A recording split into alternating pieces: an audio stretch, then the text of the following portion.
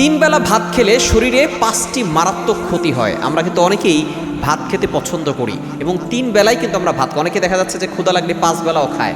সুতরাং এই ভাত কিন্তু আমাদেরকে অনেক সময় রোগের ভিতরে নিয়ে যায়। এই জন্য আমাদেরকে সতর্ক থাকতে হবে, কেননা সুস্থ থাকা আল্লাহ তাআলার বড় একটি নিয়ামত। আর সুস্থ থাকলে আপনি আল্লাহর ইবাদত করতে পারবেন। সুস্থতা এমন একটি নিয়ামত।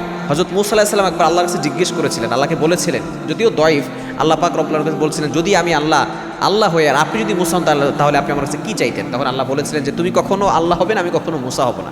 মুসা আলাইহিস সালাম আবারও জিজ্ঞেস করেছিলেন, তখন আল্লাহ তাআলা বলেছিলেন সুস্থতার নিয়ামত, কেননা সুস্থ থাকলেই বান্দা আল্লাহর ইবাদত করতে পারে এবং সে ভালো থাকতে পারে। এজন্য সুস্থ থাকার জন্য আপনি 3 বেলা ভাত খেলে আপনি কিন্তু সুস্থ থাকতে পারবেন না। বর্তমান চিকিৎসা বিজ্ঞান এটাই বলছে। নবী সাল্লাল্লাহু আলাইহি ওয়াসাল্লাম কিন্তু রুটি খেতেন।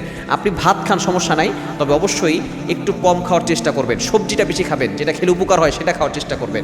আপনি ভাত কম নেবেন এবং আপনি সবজি বেশি খেলেন, মাছ খেলেন, যেটা আপনার ভিতরে প্রোটিন যোগাবে, পুষ্টি যোগাবে। 1 নাম্বার, ভাত যদি অতিরিক্ত খান তাহলে ডায়াবেটিসের ঝুঁকি বেড়ে যেতে পারে। নাম্বার 2, দ্বিতীয় নাম্বার হচ্ছে অতিরিক্ত যারা ভাত খায় তাদের হার্টের রোগ হতে পারে, হার্টের বড় ধরনের সমস্যা হতে পারে। এবং 3 নাম্বার হচ্ছে ভাত যদি আপনি অতিরিক্ত খান তাহলে সুগার লেভেল দ্রুত বৃদ্ধি পায় এবং উচ্চ রক্তচাপ হয়। যারা ভাত বেশি খায় তাদের উচ্চ রক্তচাপ হওয়ার সম্ভাবনা আছে। এবং 4 নাম্বার হচ্ছে আপনার ওজন বেড়ে যাবে। ওজন কিন্তু বাড়লে, যাদের ওজন আস্তে আস্তে বেশি বাড়ে তারা কিন্তু কোনো কাজ করতে পারে না। এবং এখন বর্তমানে অনেকেই কিন্তু ডায়েট করছে।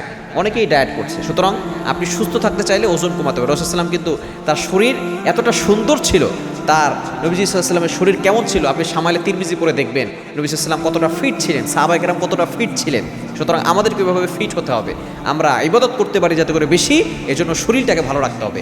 এবং 5 নাম্বার হচ্ছে আপনার পেটের চর্বি জমবে, এজন্য অতিরিক্ত ভাত খাবেন না। আপনি সকালবেলা পুষ্টিকর খাবার খাবেন, সিদ্ধ ডিম খাবেন, কলা খাবেন, এবং দুপুরবেলা আপনি ভাত খেতে পারেন। রাতের বেলা আপনি লাল চালের ভাত খাবেন, এটা আপনার জন্য উপকার। আমরা তো সাদা চালের ভাত খাই, এতে তো অনেক সমস্যা হয়।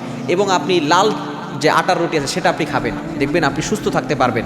আমাদের দেশে আসলে ফরমালিন দিয়ে ছয়লাভ হয়ে গেছে, যার কারণে মানুষ এতটা অসুস্থ হচ্ছে। আগে খাবারে কত পুষ্টি ছিল, এখন কোনো পুষ্টি নাই। এজন্য আমাদেরকে এগুলো সতর্ক থাকতে হবে এবং সুস্থ থাকার জন্য যেটা করা দরকার সেটা আমাদেরকে করতে হবে।